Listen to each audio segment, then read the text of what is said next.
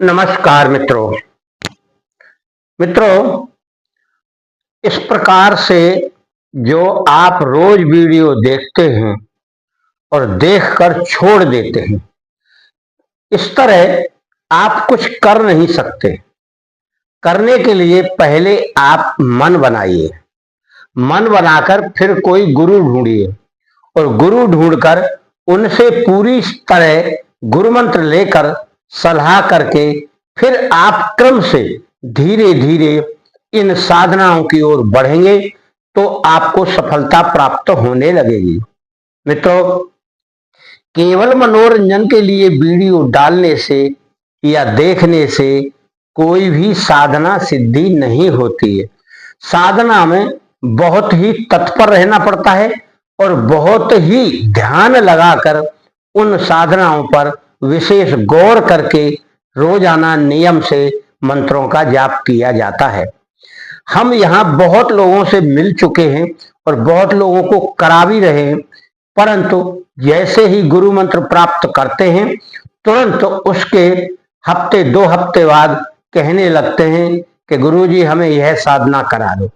मित्रों, जब तक आपका ध्यान एकाग्र नहीं होता है तब तक साधना ना करें तो अच्छा है, वरना असफलता के चांस ज्यादा रहते हैं। असफलता इसलिए मिलती है कि जब हम किसी की साधना करते हैं तो मंत्र जाप करते हुए उसकी प्रतिमा पर, फोटो पर या हम जिसकी साधना कर रहे हैं उसका मानसिक ध्यान ना होने पर, तो वह हमारा मन बहुत दूर दूर जाया करता है और उन दूर दूर जगहों पर जब मन जाता है तो हमारी साधना उस इष्ट तक नहीं पहुंचती है। केवल हाथ की माला चलती रहती है और मुंह से मंत्र जाप चलता रहता है। आपको अगर सिद्धि प्राप्त करना है या उसका कोई अनुभव प्राप्त करना है तो मन को शांत करके, एकाग्र करके तब आप साधना शुरू करें। मित्रों, इस साधना में भी वही बात है। आज हम इसमें शोभना यक्षिणी की साधना बताएंगे और यह साधना भी बहुत ही साधारण है और ज्यादा कोई बड़ा मंत्र नहीं है। इस साधना का केवल नियम यह है कि इसमें आपको लाल वस्त्र और लाल आसन और लाल रंग की माला, कलर स्फटिक की लेकर प्रयोग करें। इसमें उत्तर दिशा के बजाय पूर्व दिशा की ओर मुंह करना होगा और बाकी में हमने उत्तर दिशा की ओर बताया है, परंतु इसमें आपका मुंह पूर्व दिशा की ओर होगा। उसी प्रकार से आप उस यक्षिणी की या उस देवी की फोटो लगाएं, यानी पूर्व दिशा की ओर किसी चौकी पर, किसी बड़े ऊंचे आसन पर फोटो लगाएं, लाल आसन बिछाकर सामने यंत्र रख लें, थोड़ा सा चावल रखें, थोड़ा हल्दी कुमकुम जो भी रखें, फूल रखें। इस प्रकार से शोभा युक्त बनाकर चारों तरफ फूल रख के, लाल कलर के ही फूल हों तो अच्छा है। इन क्रियाओं को करने के बाद आप प्रसन्न मुद्रा में इस प्रकार की तैयारी करके फिर उस देवी का या उस यक्षिणी का आप संकल्प लेकर मंत्र का जाप करेंगे। यानी पूजा पहले कर लेते हैं, उसके बाद संकल्प लिया जाता है कि मुझे इसके इतने मंत्रों का जाप करना है। संकल्प की विधि क्या है यह आप भली बात समझ लीजिए। जब भी किसी भी मंत्र का आपको या जप का संकल्प लेना हो तब आपको क्या करना है यह समझिए।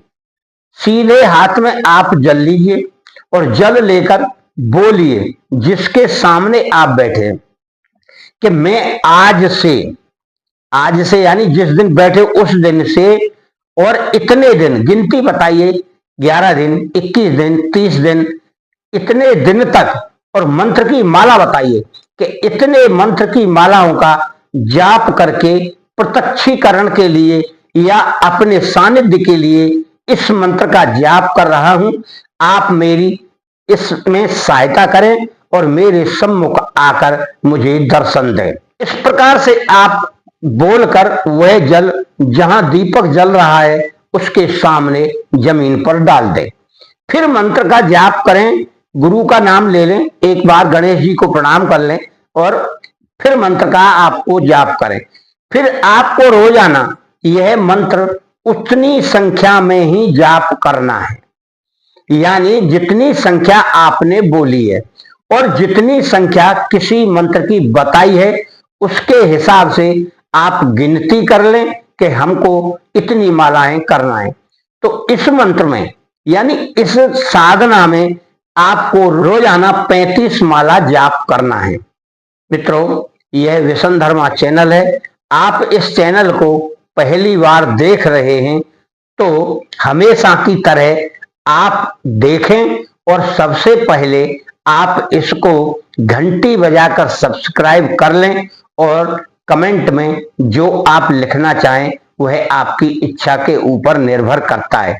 हम सारी वीडियो आपके मतलब की और आपके साधना की विधिवत डालते हैं। तो इस साधना में भी आप शुक्रवार से नियम बनाकर करेंगे और इसकी कुल संख्या यानी मंत्रों की कुल संख्या है 1 लाख।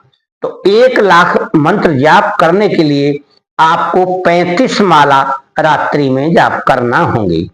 आप 10 बजे 10:30 बजे बैठकर पूरब साइड मुख करके इस 35 माला के मंत्र का आप विधिवत जाप करें।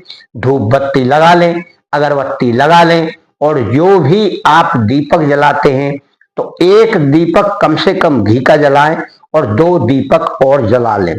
तेल घी की व्यवस्था वही रखें, कम पड़ने पर विधिवत आप उसको जलाते रहें, दीपक बंद नहीं होना चाहिए।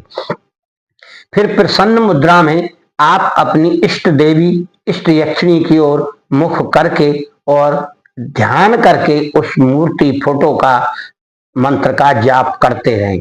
मंत्र का जाप करने के बाद आप विधिवत समाप्ति करें, नमस्कार करें और प्रार्थना करें कि मुझे प्रत्यक्षीकरण चाहिए। इस प्रकार करके आप जमीन पर सो जाएं, पूरब साइड में मुख कर लें और पश्चिम साइड में पैर करके जमीन पर ही सोना है, क्योंकि आसन पर हमारी मूर्ति फोटो या उस देवी की स्थापना हमने की है जिसे हम पूजन करके रोजाना मंत्र जाप करेंगे। फिर आपको जमीन पर ही सोना सुनिश्चित करें। उस कमरे में कोई मंत्र दूसरा नहीं जप करना है, ना उस कमरे में कोई दूसरा व्यक्ति आएगा, ना उस कमरे में कोई अन्य फोटो आप लगा कर रखें। केवल उसी का ध्यान करते हुए सोएंगे और उसी के ध्यान करते हुए आप मंत्र का जाप करेंगे और सुबह आप उठकर इस कमरे को बंद कर दें, कोई व्यक्ति इसमें प्रवेश ना कर पाए। हमेशा साफ भी आप ही को करना है, पूजा भी आप ही को करना है।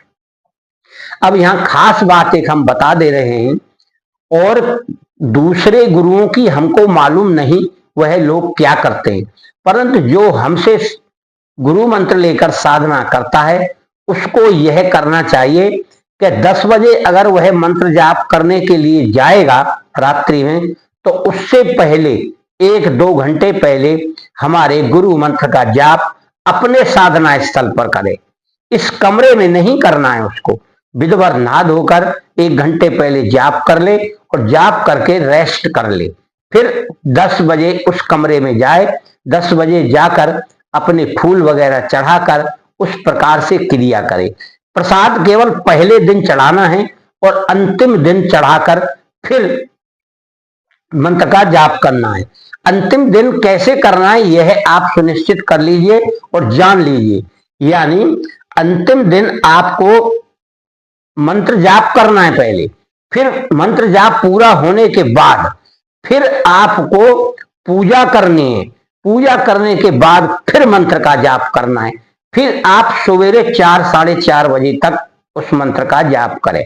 हो सकता है तो आप टाइम 10 के बजाय 11 कर लें, क्योंकि रोजाना फिर उसी समय पर आपको मंत्र का जाप करना होगा। अगर आपको सानिध्य प्राप्त होता है, इसमें दो कंडीशन रहती हैं। एक तो सानिध्य प्राप्त होता है जिसका आपको अनुभव होगा और महसूस होगा और आपका जो विचार है कार्य का, या जो आप करवाना चाहते हैं या करना चाहते हैं, उस कार्य में आपको सफलता मिलने लगती है, तो समझिए उस देवी यक्षिणी की आपको सहायता मिल रही है और उसकी सानिध्यता आपको प्राप्त है। और अगर प्रत्यक्षीकरण होता है तो आप उनका स्वागत करें, जल अर्घ डालें और फिर उनको प्रणाम करते हुए वह पूछे तो उसको जवाब दें कि आपको क्या चाहिए। तो आपको यही कहना है, जब मैं आपको याद करूं तब आप मुझे दर्शन दें और मेरी मनोकामनाएं जो मैं मांगू उन्हें पूरी करें। इस प्रकार से उस यक्षिणी या किसी भी देवी देवता का कार्य होता है। और आस्था आप बराबर बनाकर रखें। मित्रों, साधना शांति भाव में, जल्दीबाजी में कोई काम ना करें तो आपको सफलता निश्चित मिलती है। आपका और आपके घर परिवार का मंगल हो और मैं चाहता हूं कि आप जो भी करें उसमें सफलता प्राप्त हो।